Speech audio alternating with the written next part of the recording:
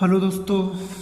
तो आज हम स्टार्ट करने वाले हैं अप्लाइड मैथमेटिक्स, इंजीनियरिंग मैथमेटिक्स। तो आज का हमारा टॉपिक है मैट्रिक्स।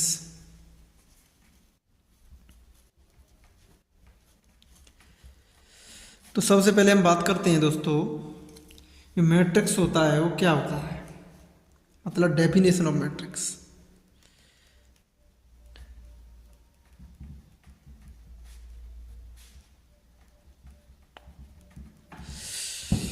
मैट्रिक्स जो होता है वो क्या होता है, मैट्रिक्स आपका यानी कि जो rectangular arrangement of numbers include by a bracket that is called matrix. मतलब किसी स्क्वायर ब्रैकेट के अंदर आप मतलब एलिमेंट्स का जो अरेंजमेंट करते हैं वही क्या हो जाता है आपका, यानी कि रेक्टेंगुलर अरेंजमेंट क्या हो जाता है, मैट्रिक्स। तो इसकी सबसे पहले डेफिनेशन की बात की जाती है। तो the rectangular arrangement of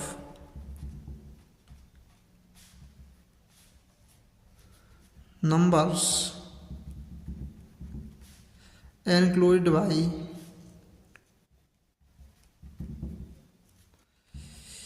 a bracket is called matrix।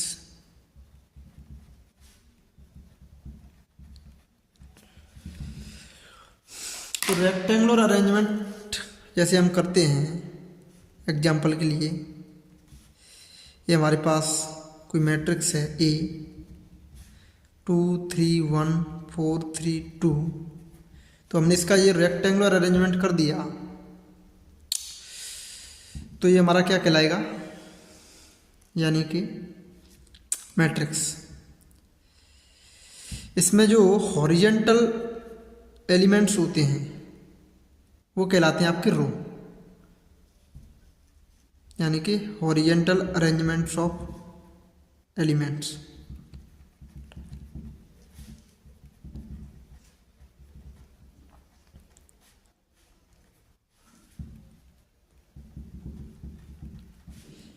Is called रो।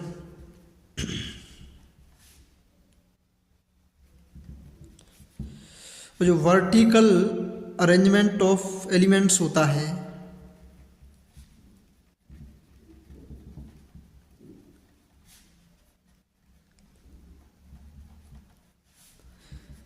ये कहलाता है आपका कॉलम।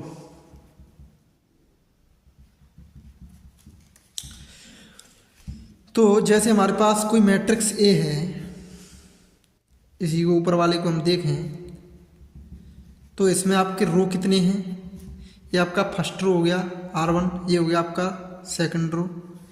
कॉलम की बात करते हैं, ये आपका फर्स्ट कॉलम, ये हो गया आपका सेकंड कॉलम, ये हो गया आपका थर्ड कॉलम।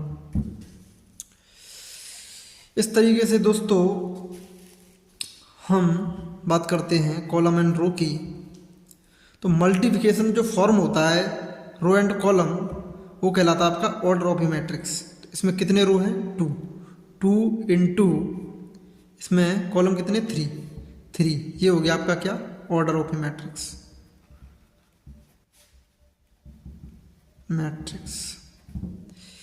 तो अगर किसी भी मैट्रिक्स का आपको ऑर्डर निकालना है तो उसके रो और कॉलम का मल्टीप्लिकेशन जो फॉर्म होती है वो क्या कहलाती है, ऑर्डर। इसमें फर्स्ट वाला क्या होता है, रो, सेकंड वाला क्या होता है, कॉलम।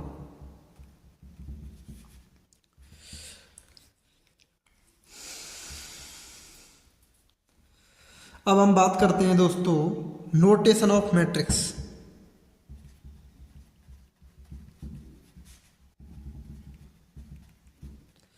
अगर आपको किसी मैट्रिक्स को नोटेशन करना है यानी कि डिनोट करना है तो उसको आप कैपिटल लेटर से डिनोट करेंगे।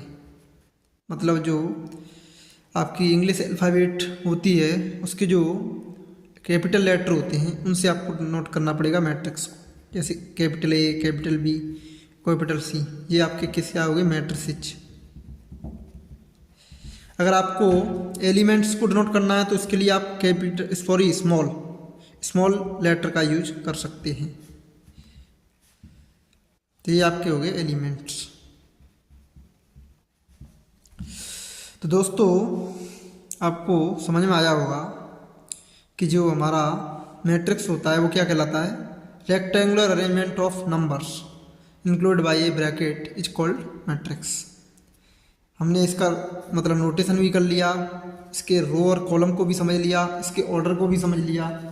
अब हम इसकी बात करते हैं दोस्तों कि ऑर्डर फाइंड आउट कैसे करें। जैसे एग्जांपल एक और ले लो, जैसे हमारे पास 1 2 3 4 5 6 7 8 9 इस टाइप का कोई आपके पास क्या है, एक मैट्रिक्स है। मान लो ये बी मैट्रिक्स है, तो इसको हमने कैपिटल बी से दर्शाया है क्योंकि ये हमारा क्या है, मैट्रिक्स है। अच्छा, इसमें आप ऑर्डर निकाल के दिखाओ। तो ऑर्डर के लिए क्या करेंगे, मतलब हॉरिजेंटल अरेंजमेंट क्या होते हैं, रो। इसमें रो गिनो, R1 ये आपका, R2 ये आपका, R3। कॉलम गिनो मतलब वर्टिकल अरेंजमेंट ऑफ एलिमेंट्स। तो इसमें ये क्या हो गया, कॉलम फर्स्ट, ये आपका क्या होगा, कॉलम सेकंड, ये क्या होगा, कॉलम थर्ड। तो इसमें जो ऑर्डर लिखना है तो ऑर्डर होता है रो इंटू कॉलम। तो 3 रो और 3 ही कॉलम है, तो 3 इंटू 3 क्या हो जाएगा इसका, ऑर्डर ऑफ मैट्रिक्स। तो अब आप किसी भी मैट्रिक्स का ऑर्डर फाइंड आउट कर सकते हैं, उसमें रो और कॉलम भी गिन सकते हैं। अब दोस्तों हम बात करते हैं यानी कि स्क्वायर मैट्रिक्स की। जैसे हम देखें तो कॉलम मैट्रिक्स क्या होता है, कॉलम मैट्रिक्स, कॉलम मैट्रिक्स वो होता है दोस्तों जिसमें ओनली 1 कॉलम हो, ऐसा matrix. The matrix which has only 1 row is called column matrix, sorry 1 column.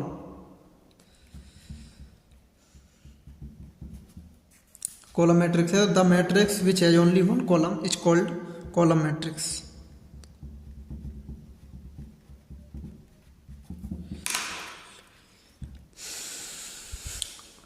जैसे एग्जांपल के लिए 1 2 3 ये आपका कोई मैट्रिक्स है, मान लो सी है। तो इसमें रो कितनी है, 1 2 3, कॉलम कितना, 1, ओनली 1 कॉलम है, इसीलिए ये क्या कहलाएगा, कॉलम मैट्रिक्स। तो ऐसा मैट्रिक्स जिसमें केवल 1 कॉलम हो उसे क्या बोलते हैं, कॉलम मैट्रिक्स। तो इसमें रो कितनी है, 3, कॉलम कितना है, 1, तो 3 इंटू 1 इसका क्या होगा, ऑर्डर। और इसमें इसको बोलेंगे हम कॉलम मैट्रिक्स। ये बात आपको समझ में आ गई होगी, आशा करते हैं दोस्तों। अगर आपको कोई परेशानी हो कोई भी क्वेश्चन से रिलेटेड तो आप कमेंट कर सकते हैं हमें नीचे, जिसे हम अगले वीडियो में मतलब सॉल्व करके आपको पहुंचा देंगे। अब दोस्तों बात करते हैं रो मैट्रिक्स की।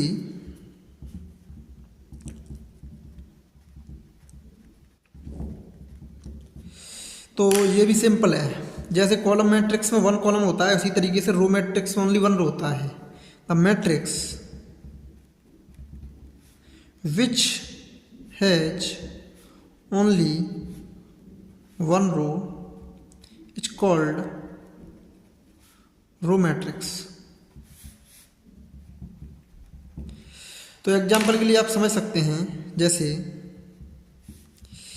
1 2 4, तो ये तो हो गया आपका कॉलम मैट्रिक्स क्योंकि इसमें 1 कॉलम है। अगर इसी जगह पे हम 1 रो कर दें, 1 2 4, इसको इस तरीके से कर दें, इसमें 1 रो कर दें ओनली, तो ये क्या बन जाएगा आपका, रो मैट्रिक्स। ये क्या आपका, कॉलम मैट्रिक्स। अच्छा, तो इसमें रो कितनी है, 1, रो इंटू कॉलम, कॉलम कितनी है, 1 2 3, 3 कॉलम। ये क्या हो गया आपका, रो मैट्रिक्स। ये इसका ऑर्डर हो गया। अगर हम किसी ऑर्डर को मल्टीप्लाई करके लिख दें, टोटल 3 इंटू 1 इक्वल टू 3, तो ये क्या हो गया, नंबर ऑफ एलिमेंट्स, क्या हो गया, नंबर ऑफ एलिमेंट्स के बराबर होता है। अगर कोई 2×3 का मैट्रिक्स आपको दिया है तो उसमें अगर पूछे ये कितने एलिमेंट्स होंगे, 2×3 कर लीजिए, 2×3 कितना हो गया 6, तो आपके 6 क्या है, नंबर ऑफ एलिमेंट्स। अच्छा, अब इससे आगे हम बात करते हैं दोस्तों स्क्वायर मैट्रिक्स की।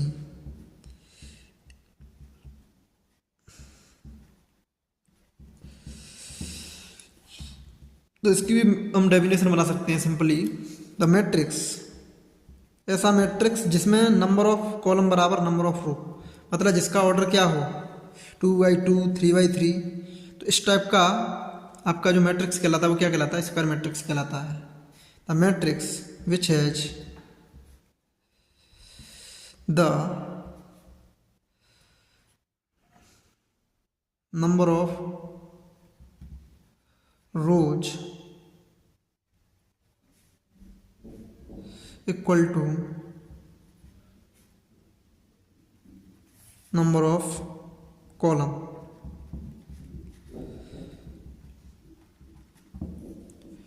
मतलब ऐसा मैट्रिक्स जिसमें नंबर ऑफ रो हैं वो किसके बराबर है, नंबर ऑफ कॉलम की, तो वो क्या कहलाता है आपका स्क्वायर मैट्रिक्स। सिंपली एग्जांपल ले सकते हैं, जैसे आप ले लीजिए 2, 2, 1, 3, तो इसमें 2 रो हैं, 2 ही कॉलम है, इसका जो ऑर्डर होगा वो क्या हो जाएगा 2×2 का। तो इसमें जितने रो हैं उतने ही क्या हैं कॉलम, इसमें कॉलम भी 2 हैं और रो भी 2 हैं, इसलिए क्या है ये आपका स्क्वायर मैट्रिक्स। इसमें नंबर ऑफ एलिमेंट्स कितने हो जाए 2×2 4। ये इसका क्या हो गया ऑर्डर, ये आपका R1, ये आपका R2, ये आपका कॉलम फर्स्ट, ये आपका कॉलम सेकंड। इस तरीके से आप फाइंड आउट कर सकते हैं। जैसे अगर हम बात करें जैसे 1 4 3 1 2 4 6 4 3, तो इसमें भी आप जैसे निकालेंगे ये हमारा ये कौन सा मैट्रिक्स है, तो इसमें जितने रो हैं उतने कॉलम है, जैसे column first, column second, column third, first row, second row, third row, तो मतलब 3 रो और 3 ही कॉलम है। तो ये आपका क्या हो जाएगा, इसका ऑर्डर क्या हो जाएगा 3×3, और नंबर ऑफ एलिमेंट्स होगी इसके 9, और साथ ही ये हमारा क्या हो गया स्क्वायर मैट्रिक्स, क्योंकि इसमें जितने रो हैं उतने ही क्या हैं कॉलम। तो आशा करते हैं दोस्तों आपको ये चीज़ें समझ में आ रही होंगी। चलिए आगे बढ़ते हैं नेक्स्ट। अब हम बात करते हैं दोस्तों रिप्रेजेंटेशन ऑफ मैट्रिक्स की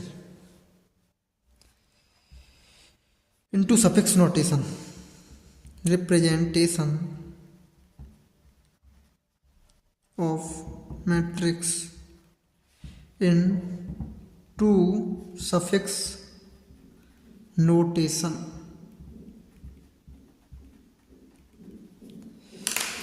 सफिक्स नोटेशन का मतलब जो हम किसी भी एलिमेंट के जो पीछे लगाते हैं सफिक्स, तो वो हमारा हो गया सफिक्स नोटेशन। जैसे एग्जांपल के लिए a बराबर AIJ, और ये आपका लिखा है 3×3, वेयर आई जो आपका कहाँ से कहाँ तक हो जाएगा, क्योंकि इसका ऑर्डर 3×3 का है तो 1 से 3, और जे भी कहाँ से हो जाएगा 1 से 3। अच्छा, तो जो AIJ जो दोस्तों लिखा है वो क्या बता रहा है, एलिमेंट की पोजीशन। मतलब एलिमेंट हमारा अगर फर्स्ट रो में है और फर्स्ट कॉलम में है तो उसमें आई की वैल्यू 1 हो जाएगी और जे की वैल्यू 1 हो जाएगी, तो उसको हम किससे दर्शाएंगे A11। ऐसे फर्स्ट रो सेकंड कॉलम है तो A12, first row third column में है तो A13। चलिए इसको हम नोटेशन मतलब इसको दर्शाते हैं। तो जैसे हमारे पास मैट्रिक्स है A, सबसे पहली बात इसके पास इसका ऑर्डर कितना है 3×3 9, मतलब इसमें एलिमेंट्स होंगे 9। तो 1 2 3 4 5 6 7 8 9, तो इसको आप लिख लीजिए। यानी ये पोजीशन कौन सी है, फर्स्ट रो है, फर्स्ट ही कॉलम है, तो फर्स्ट रो के लिए आई का मान 1 और फर्स्ट कॉलम के लिए जे का मान भी 1। तो यहाँ पे हम इसको कैसे लिखेंगे A11। तो जैसे हम फर्स्ट रो सेकंड कॉलम में जे का मान 2, फर्स्ट रो थर्ड कॉलम में जे का मान 3, मतलब ये सेकंड रो, तो आई का मान 2 और सेकंड कॉलम है तो जे का मान भी क्या हो जाएगा 2। यहाँ पे थर्ड कॉलम है तो जे का मान कितना हो जाएगा 3। यहाँ पे जैसे हमारा थर्ड रो है तो आई का मान हो गया 3 और फर्स्ट कॉलम है तो जे का मान हो गया 1। जैसे हमारे पास मतलब थर्ड रो है तो आई का मान 3 और सेकंड कॉलम है तो जे का मान 2। मतलब थर्ड रो है तो एक आई का मान 3, थर्ड कॉलम है तो जे का मान 3। इस तरीके से हम इसको दर्शा सकते हैं। तो ये आपका सफिक्स नोटेशन हो गया। इसके पास आपके छोटे छोटे न्यूमेरिकल आएंगे जो मतलब ए आई जे के फॉर्म में दी होगी, जिसकी प्रॉपर्टी, उस प्रॉपर्टी के थ्रू हमें ये सारे एलिमेंट्स फाइंड आउट करने पड़ेंगे, जिसमें क्रम से आई और जे के मान रख रख के हमें एलिमेंट्स फाइंड आउट करने पड़ेंगे। ऑर्डर दिया होगा उसी हिसाब से उसके एलिमेंट्स फाइंड आउट करने पड़ते हैं। जैसे अगर हम इसका अपनी तरफ से एग्जाम्पल बनाना चाहें तो बना सकते हैं, बहुत ही आसान है। जैसे एग्जाम्पल के लिए आप मान लीजिए जैसे मैंने ले लिया ए आई J equal to I plus जे, ये दिया है। तो इससे हमें मान लो एक 3x3 का 3x3 का कोई मैट्रिक्स फाइंड आउट करना है तो उसको आप कैसे फाइंड आउट करने पड़ेंगे। अगर ये 3x3 है तो इसमें नंबर ऑफ एलिमेंट्स कितने हो जाएंगे 9। तो सबसे पहले हम इसका स्ट्रक्चर डिनोट करते हैं। मान लो ये आपका कोई ए मैट्रिक्स है, सबसे पहले इसका हमने ऑर्डर लिख लिया। इसमें एलिमेंट्स कितने होंगे 9, बना लीजिए 1 2 3 4 5 6 7 8 9। ये first row, second row, third row, first column, second column, third column. तो ये रूपरेखा आपको अपने दिमाग में बना लेनी चाहिए। जैसे यहाँ पे क्या है, फर्स्ट रो और फर्स्ट कॉलम, तो आई का मान भी 1 और जे का मान भी 1।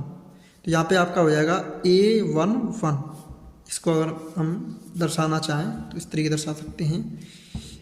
तो फर्स्ट रो है तो आई का मान 1, सेकंड कॉलम है तो मतलब जे का मान 2, फर्स्ट रो है तो आई का मान 1, थर्ड कॉलम है तो जे का मान 3। इसी तरीके से सेकंड रो है तो आई का मान 2, फर्स्ट कॉलम है तो जे का मान 1, यानी कि ये सेकंड रो है तो आई का मान 2, सेकंड कॉलम है तो जे का मान 2। मतलब सेकंड रो है तो आई का मान 2, थर्ड कॉलम है तो जे का मान 3। इसी तरीके से ये हो जाएगा A31, A32, A33। अच्छा, अगर आपको ये फाइंड आउट करना है तो इस प्रॉपर्टी को आप यहाँ पे लगाइए। जैसे A11 का मान कितना हो जाएगा, ए आई J equal to I plus जे दे रखा है, तो आप क्या करेंगे A11, इसका मतलब क्या है, आई का मान भी बने जे का मान भी बने, तो यहाँ पे 1 + 1 कितना हो गया 2।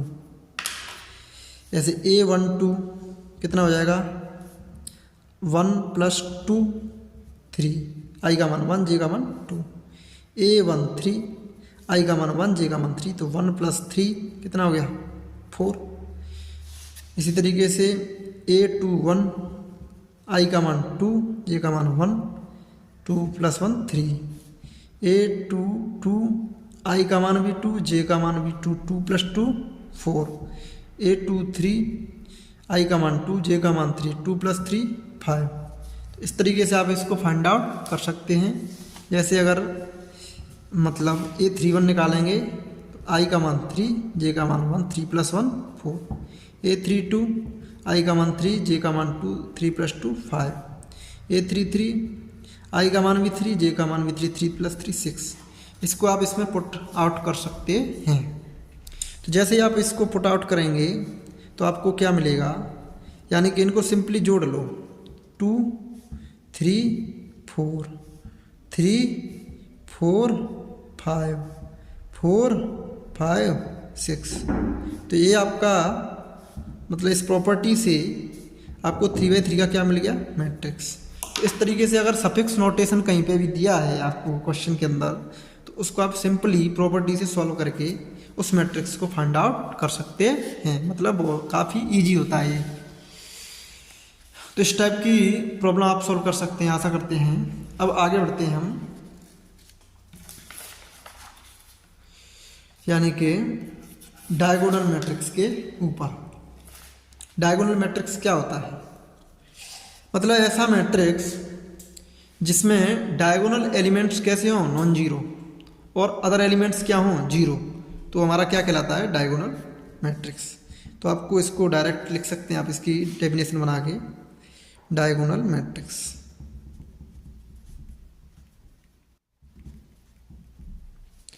द मैट्रिक्स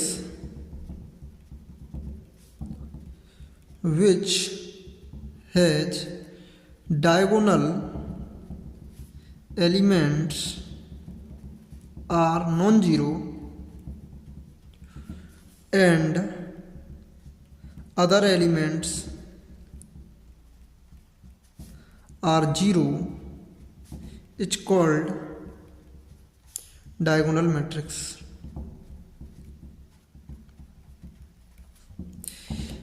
तो ऐसा मैट्रिक्स जिसके डायगोनल एलिमेंट्स क्या हों, नॉन जीरो, और अदर एलिमेंट्स क्या हों, जीरो, तो वो आपका क्या कहलाता है, डायगोनल मैट्रिक्स। जैसे एग्जांपल के लिए आप ले सकते हैं 1 0 0 0 2 3 2 0 0 0 5, तो ये आपका क्या हो गया, डायगोनल मैट्रिक्स। ऑर्डर क्या हो जाएगा, 3 रो 3 column, 3/3, number of elements 9, and इसमें 3 रो है गए, 1 2 3, 3 कॉलम, 1 2 3। अच्छा, इसमें जो डायगोनल एलिमेंट्स हैं वो क्या है, नॉन जीरो, अदर एलिमेंट्स क्या हैं, जीरो, इसलिए आपका क्या है, डायगोनल मैट्रिक्स। तो आशा करते हैं ये चीज़ आपको समझ में आ गई। दूसरा एग्जांपल लेना चाहें तो 1 0 0 4, तो ये आपका 2/2 का क्या हो गया, डायगोनल मैट्रिक्स। अब हम बात करते हैं स्केलर मैट्रिक्स की।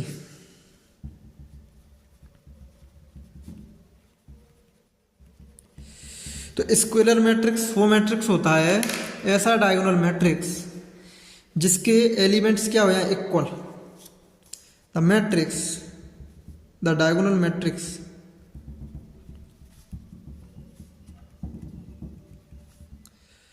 whose elements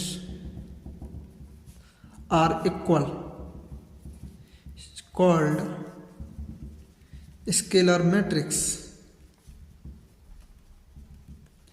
एग्जाम्पल के लिए दोस्तों, जैसे आपके पास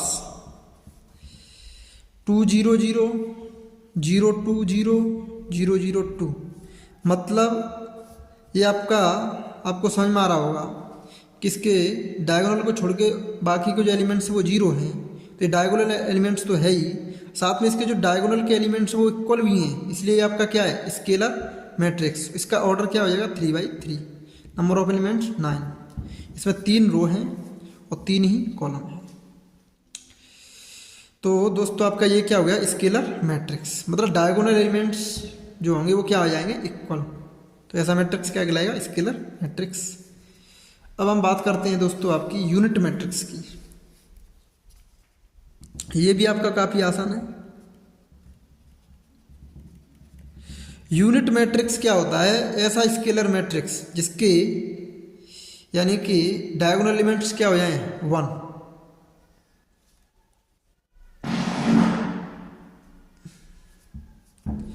the diagonal matrix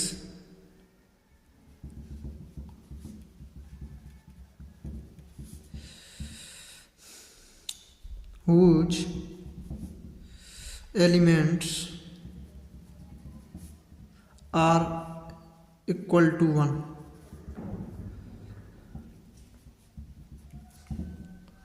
is called unit matrix, and also it is denoted by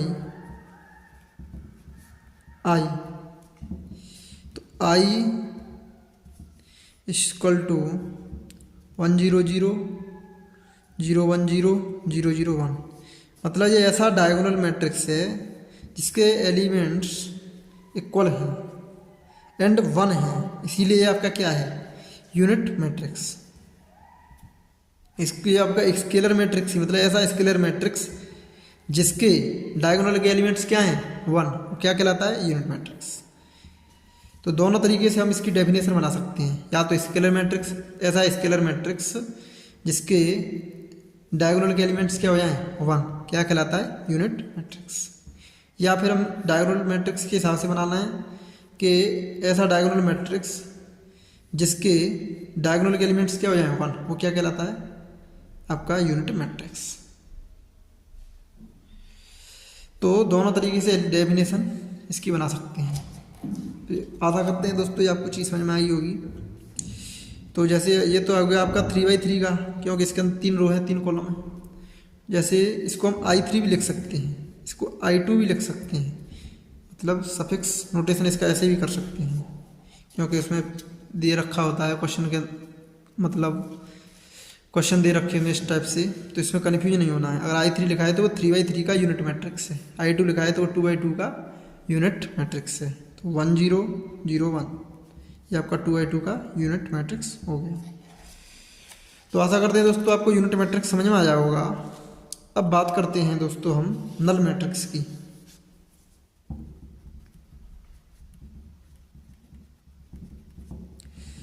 या zero matrix.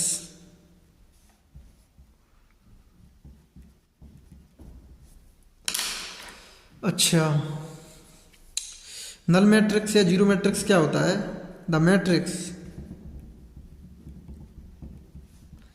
Which has all elements are 0। ऐसा मतलब मैट्रिक्स जिसके सारे एलिमेंट्स क्या हो जाएं, 0, वो क्या कहलाता है, आपका नल मैट्रिक्स।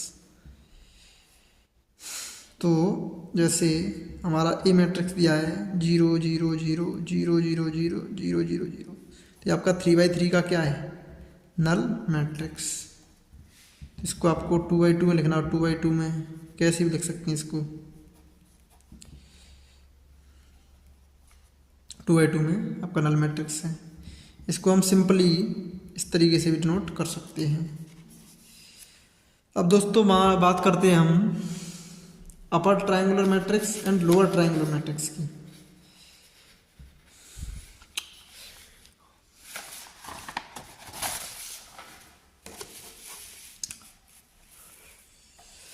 तो जैसे कि बात करते हैं अपर ट्रायंगुलर मैट्रिक्स। तो नाम में ही क्लियर है, अपर ट्रायंगुलर मैट्रिक्स। तो इसमें क्या है दोस्तों, इसकी हमारे पास 2 डेफिनेशन है।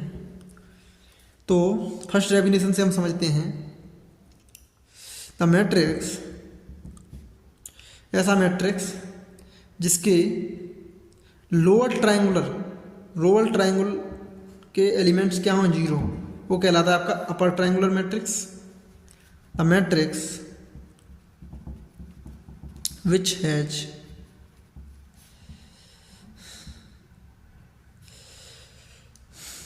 एलिमेंट्स ऑफ लोअर ट्रायंगल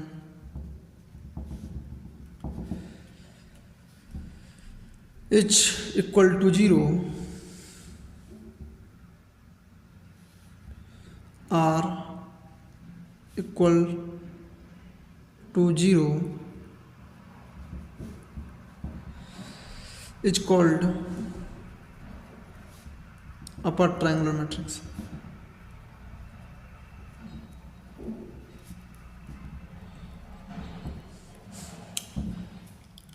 तो दोस्तों ऐसा ट्रायंगुलर मैट्रिक्स जिसके लोअर ट्रायंगल के एलिमेंट क्या हो जाएं, 0, जैसे 1 2 3 0 4 5 0 0 2।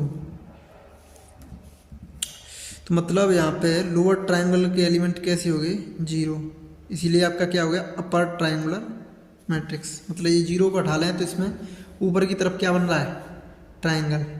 तो ऐसे भी आप सोच सकते हैं कि ये आपका क्या हो गया अपर ट्रायंगुलर मैट्रिक्स। इसकी दूसरी डेफिनेशन भी है हमारे पास, the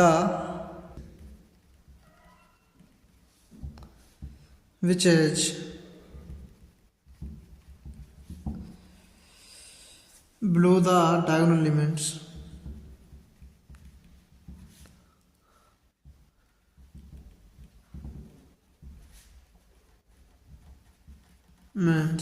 are zero is called upper triangular matrix।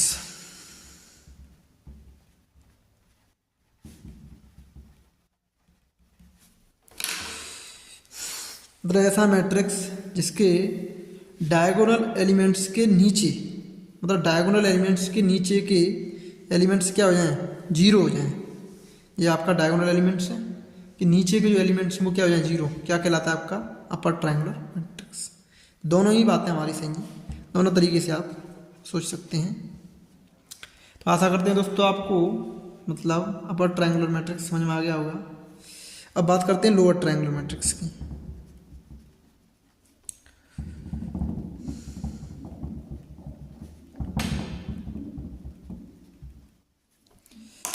तो लोअर ट्रायंगुलर मैट्रिक्स का मतलब क्या है दोस्तों, ऐसा matrix, the matrix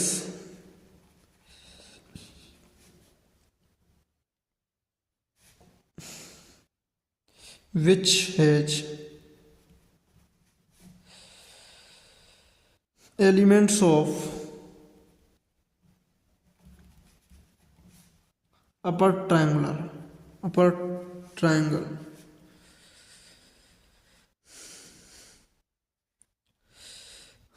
are equal to 0 is called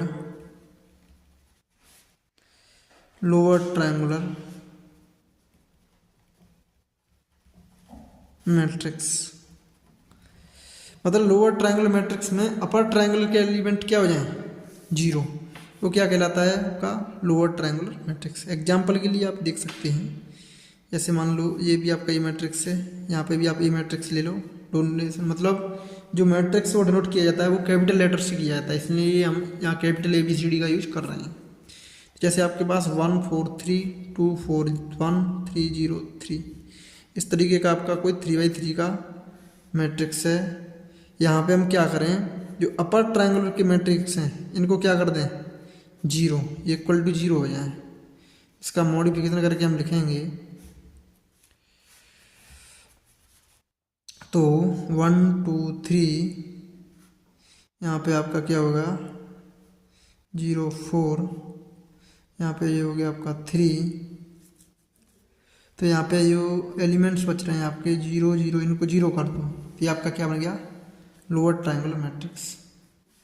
तो यहाँ पे ये क्या बन गया नॉन जीरो एलिमेंट्स का लोअर ट्रायंगल, इसलिए अब क्या क्या बन गया ये लोअर ट्रायंगुलर मैट्रिक्स। मतलब अपर ट्रायंगल के एलिमेंट्स क्या हो जाएंगे, जीरो। इसकी हम सेकंड डेफिनेशन भी लिख सकते हैं, the matrix which has above the diagonal elements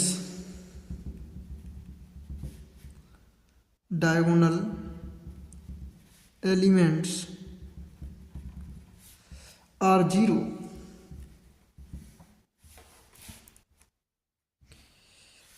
is called lower triangular matrix। lower triangular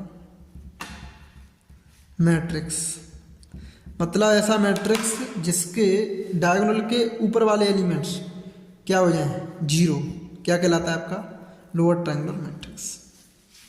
या तो डायगोनल के हिसाब से समझ लीजिए, या आप समझ लीजिए कि लोअर ट्रायंगल में ऊपर वाला ट्रायंगल एलिमेंट्स क्या हो जाते हैं, जीरो। और अगर आपका अपर ट्रायंगुलर बनाना है तो लोअर ट्रायंगल के एलिमेंट क्या हो जाते हैं, जीरो। और ये चलता कहाँ पर है खेल, below the diagonal. Below the diagonal elements zero हैं तो वो क्या हो गया अपर ट्रायंगुलर। अगर above the diagonal elements zero हैं तो वो क्या हो गया आपका लोअर ट्रायंगुलर। इस तरीके से आप समझ सकते हैं। आशा करते हैं दोस्तों आपको लोअर ट्रायंगुलर और अपर ट्रायंगुलर काफ़ी अच्छे समझ में आया होगा। अब दोस्तों हम बात करते हैं ट्रांसपोज ऑफ ए मैट्रिक्स क्या होता है।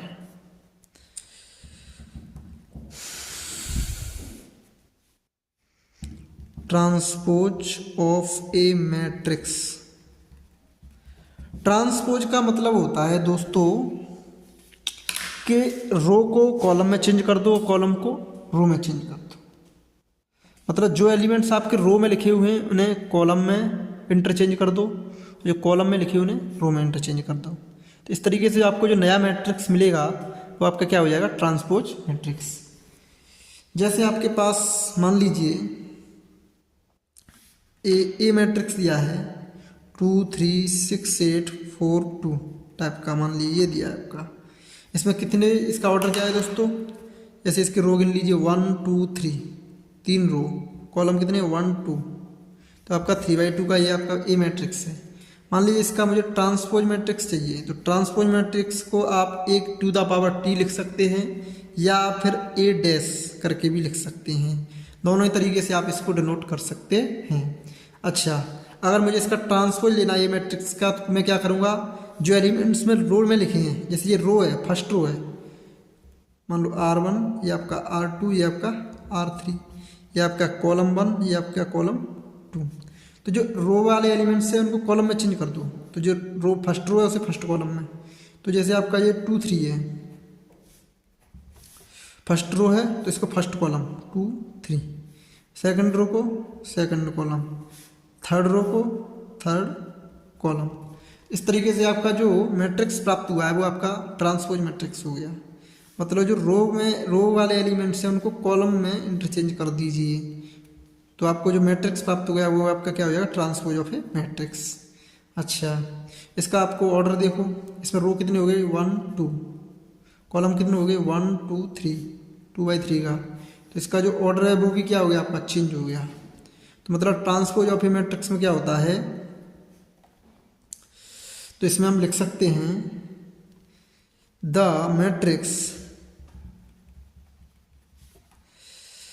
इज ऑब्टेन्ड बाय इंटरचेंज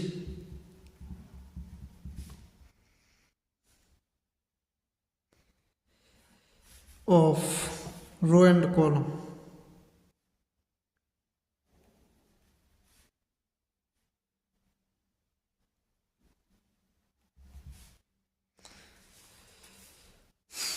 इस टाइप का मैट्रिक्स आपका हो जाता है ट्रांसपोज ऑफ ए मैट्रिक्स। मतलब रो एंड कॉलम को आप इंटरचेंज कर देंगे तो जो मैट्रिक्स प्राप्त होगा वो क्या हो जाएगा, यानी आपका ट्रांसपोज ऑफ ए मैट्रिक्स प्राप्त हो जाएगा। तो ये भी काफ़ी पूछा जाता है, तो इसको भी आप समझ सकते हैं काफ़ी इजी तरीके से, इसमें कोई कठिन चीज़ है नहीं। जैसे आप एक और भी एग्जांपल ले सकते हैं 1 2 0 1 4 3 2 1 4। तो रैंडमली मैंने एक एग्जांपल ले लिया है। तो ये आपका 3/3 का मैट्रिक्स है, इसका आपको ट्रांसपोज निकालना है। तो ये फर्स्ट रो है, इसे फर्स्ट कॉलम बना दीजिए, सेकंड रो है इसे सेकंड कॉलम बना दीजिए, थर्ड रो है इसे थर्ड कॉलम बना दीजिए। तो आपको जो मैट्रिक्स प्राप्त होगा वो आपका ट्रांसपोज ऑफ मैट्रिक्स हो जाएगा। तो इसका जो ये स्क्वायर मैट्रिक्स है तो इसमें रो और कॉलम को भी इंटरचेंज करके लिखेंगे तब भी वही प्राप्त हो रहा है ऑर्डर, यानी कि स्क्वायर मैट्रिक्स के अंदर ट्रांसपोज से ऑर्डर पर कोई भी इफेक्ट नहीं पड़ता। ये भी आप दिमाग में रख सकते हैं। अब दोस्तों हम बात करते हैं यानी कि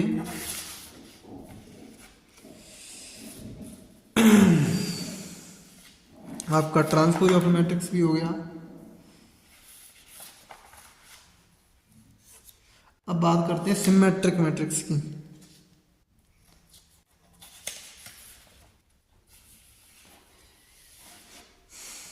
सिमेट्रिक मैट्रिक्स क्या होता है दोस्तों,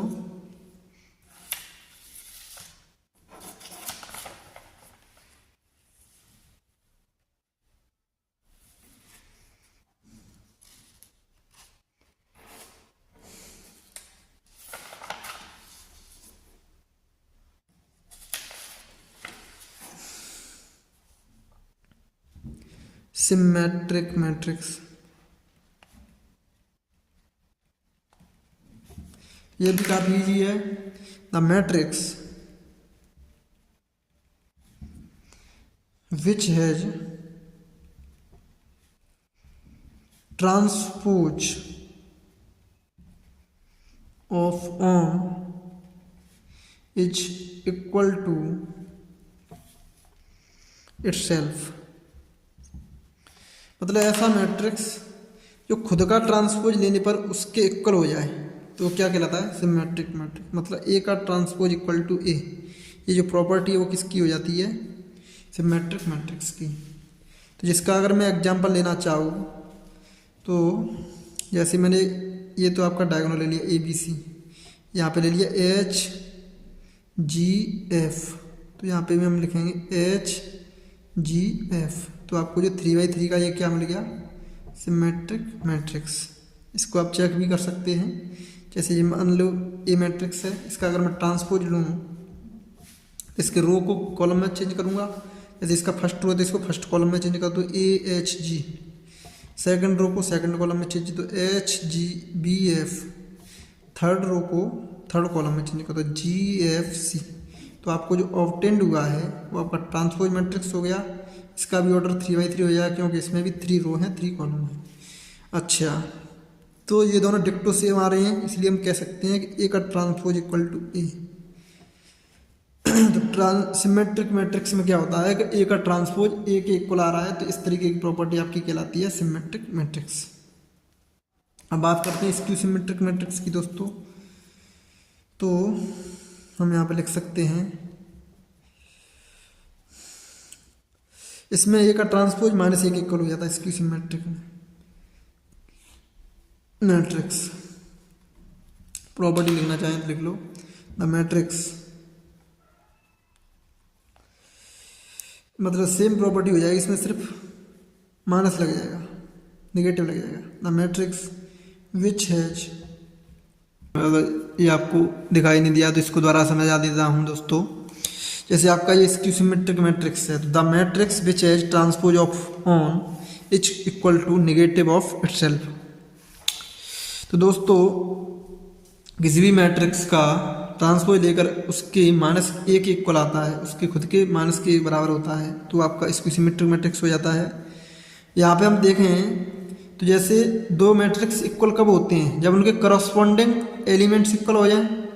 करस्पॉन्डिंग एलिमेंट्स का अगर ट्रांसपोज लेंगे तो उनका ऑर्डर चेंज हो जाएगा, तो मैंने इसका ऑर्डर चेंज कर दिया।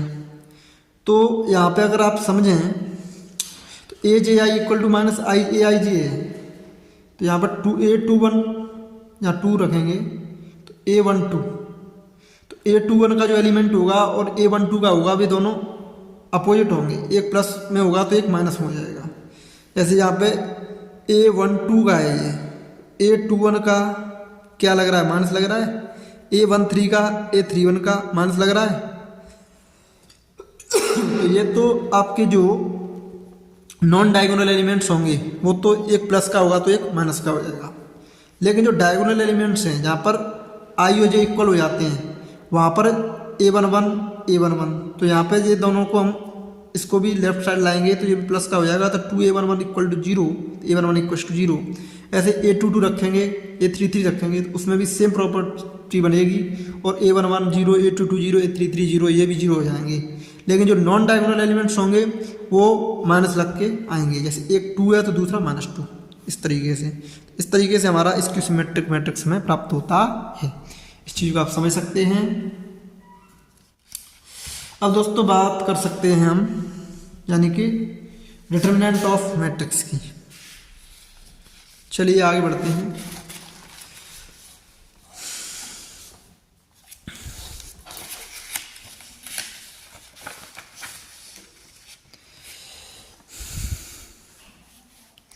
डिटरमिनेंट ऑफ मैट्रिक्स क्या होता है? Mod value of square matrix.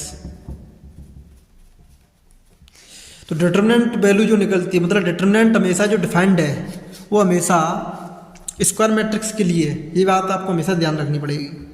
The mode value of square matrix is called determinant of matrix.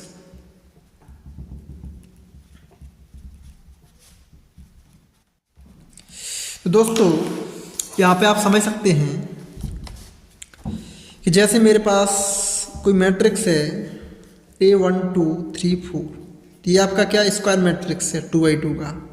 तो इसकी अगर ये मोड वैल्यू निकालूं मैं तो 1 2 3 4 इस तरीके से प्राप्त हो जाएगी। तो mode value of square matrix is called determinant. तो डिटरमिनेंट को फाइंड आउट करने का हमारे पास तरीका है इस 2×2 के लिए कि हम इसका क्रॉस मल्टीप्लाई करते हैं। जैसे डायगोनल एलिमेंट्स 1 और 4 का मल्टीप्लाई करें तो 4 × 1, एंड इस वाले के लिए माइनस करें -3 × 2, 4 - 6 दैट इज इक्वल टू -2। तो इस वाले डिटरमिनेंट की वैल्यू कितनी निकल के आई है -2। अच्छा, जैसे हम 3/3 डिटरमिनेंट को सॉल्व करेंगे तो वो कैसे करेंगे, उसकी आपको पास ट्रिक है। जैसे हमारे पास कोई 3/3 का डिटरमिनेंट दिया है, मतलब मैट्रिक्स दिया है, मान लो 1 2 3 4 5 6 7 8 9। सिंपली ये आपका कोई मैट्रिक्स है, इसका अगर मैट्रिक्स का हमें डिटरमिनेंट निकालना है तो इसकी मोड वैल्यू निकाल लो 1 2 3 4 5 6 7 8 9। तो दोस्तों इसके लिए क्या करेंगे हम कि जो अगर 1 को लेंगे तो 1 के कॉलम को छोड़ देंगे और रो को भी छोड़ देंगे। तो बाद बाकी का जो आपका मतलब स्मॉल 5 6 8 9 मिल रहा है, इस वाले मतलब माइनर को हम पकड़ लेंगे। तो 1 के करस्पॉन्डिंग जो माइनर है 5 6 8 9 हो जाएगा। इसी तरीके से यहाँ पे हम सोल्व करेंगे तो plus minus plus, alternate plus minus चलता है। क्यों चलता है इसको हम आगे समझाएंगे। माइनर को और कोफैक्टर आपको जब पढ़ाएंगे तो उसमें आपको हम बहुत ही अच्छे से इसको समझाएंगे कि इसमें माइनस क्यों आता है। क्योंकि यहाँ पे 1 1 आ रहा है, A 1 1, तो यहाँ पे 1 और 1 को जोड़ेंगे तो 2, तो इसमें मतलब पावर जो हो जाती है वो प्लस की 2 हो जाती है, तो इवन पावर होती है, तो वहाँ से ये प्लस हो जाता है इसका माइनस। लेकिन यहाँ पे 1 2 A 1 2 first row second column, तो 1 + 2 3 पावर हो गई। 3 पावर अगर माइनस के ऊपर आएगी तो वहाँ पे आ जाता है माइनस, इसी वजह से यहाँ पे माइनस आ रहा है। यहाँ पे A 1 3 और 1 कितने हो गए जोड़ के 4, इवन पावर आ रही है, इसलिए यहाँ पे प्लस आ रहा है। तो इसमें पावर का चक्कर है प्लस माइनस आने का, तो इसको हम आगे बताएंगे आपको, माइनर और कोफैक्टर समझाएंगे जब। अब यहाँ पे फिलहाल में हम इसकी शॉर्ट ट्रिक समझ लो इसको। तो 1 के करस्पॉन्डिंग प्लस आएगा, प्लस का बनाएगा, एंड 2 के करस्पॉन्डिंग यहाँ माइनस आएगा। और 2 को लेंगे तो 2 का रो, 2 का मतलब first row first second column, first row second column, इसको छोड़ दीजिए। बाद बाकी का बच्चे कितना रहा है 4 7 6 9, 4 7 6 9। इसको आप 2/2 का मतलब डिटरमिनेंट के रूप में लिख लीजिए। मतलब 2 के करस्पॉन्डिंग ये आपका माइनर हो गया। इसी तरीके से 3 लिखेंगे, 3 के आगे प्लस आएगा, एंड 3 के करस्पॉन्डिंग जो माइनर आएगा उसको लिख लो। मतलब third column and first row, इसको छोड़ दीजिए। तो 4 5 7 8 बच रहा है इस तरीके से। अब इनको आप आसानी सॉल्व कर ही सकते हैं ऊपर वाले की तरह।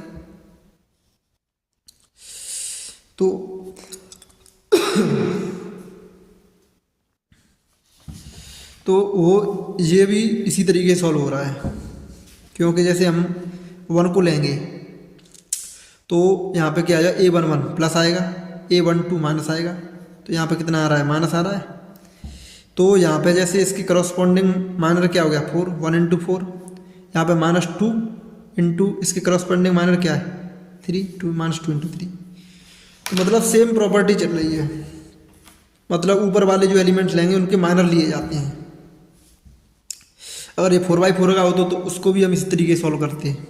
मतलब 1 लिया है तो 1 के करस्पॉन्डिंग माइनर ले लिया, एंड इसमें 1 1 पोजीशन है, फर्स्ट रो फर्स्ट कॉलम है, इसी वजह से इवन हो रहा है जोड़ के, तो यहाँ पे प्लस आ रहा है। ऑड होगा तो माइनस आएगा, इवन होगा तो प्लस आएगा। उनके माइनर ले लिए, उनका मल्टीप्लिकेशन कर लिया, आसानी से आप सॉल्व कर सकते हैं।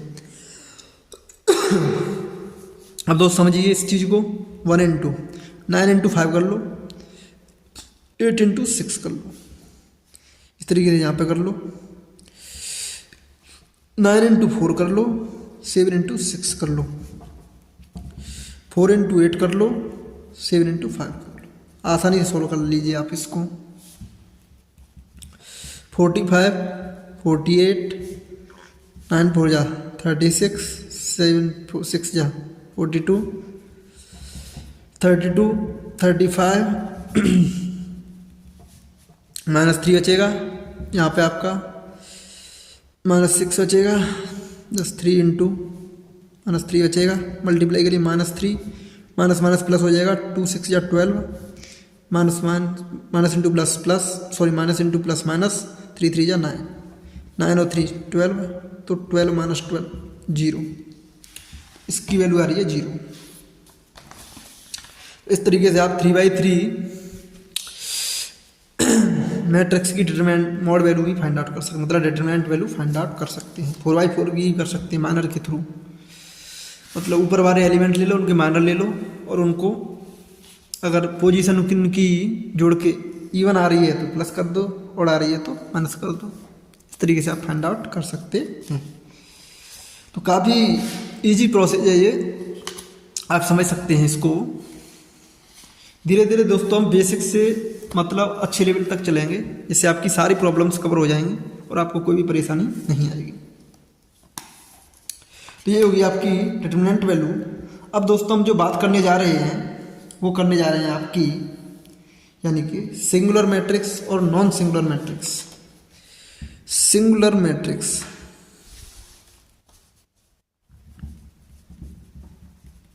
क्या होता है और नॉन सिंगुलर मैट्रिक्स क्या होता है, ये दोनों एक दूसरे के अपोजिट होते हैं, इसीलिए मैं इन दोनों को साथ लेकर के चल रहा हूँ।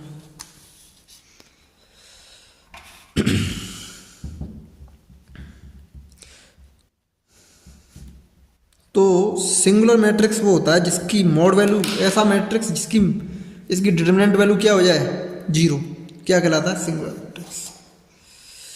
The matrix which has determinant value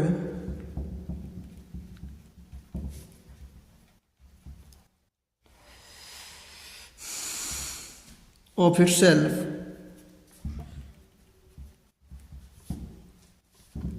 is equal to 0 is called singular matrix। मतलब मॉड वैल्यू मैट्रिक्स क्या हो जाए 0, क्या कहलाता है सिंगुलर मैट्रिक्स। जैसे आपके पास एग्जाम्पल ले लीजिए 2 3 6 8, 8 2 जा 3 इंटू 6 कर सकते हैं, 16 -18 -2, तो इसमें 0 नहीं आ रही है। तो एक और एग्जाम्पल ले लीजिए, तो ये आपकी हो जाएगी नॉन सिंगुलर, क्योंकि नॉन सिंगुलर की मॉड वैल्यू होती है नॉन जीरो, तो इसको भी आप लिख सकते हैं साथ ही। The matrix which has determinant value of itself is equal to non-zero क्या कहलाती है नॉन सिंगुलर। तो ये आपका क्या हो जाएगा नॉन सिंगुलर मैट्रिक्स।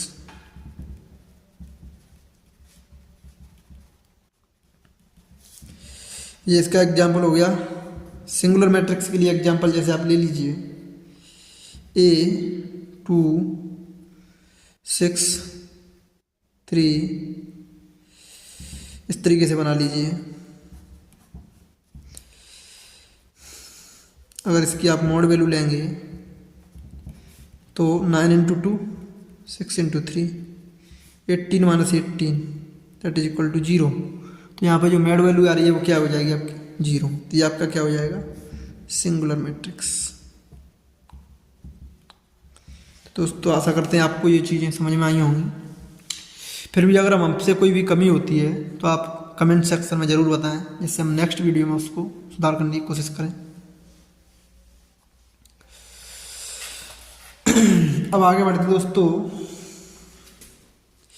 तो वीडियो काफ़ी लंबी हो गई है, तो इसीलिए आज का टॉपिक हम यहीं पे ख़त्म करते हैं। नेक्स्ट वीडियो में हम आपका subtraction, addition and multiplication of matrices मतलब आपको बताएंगे बहुत ही बेसिक तरीके से, और आपका पूरा बेसिक से अच्छे लेवल तक चलेंगे जिससे आपको कोई भी प्रॉब्लम ना हो।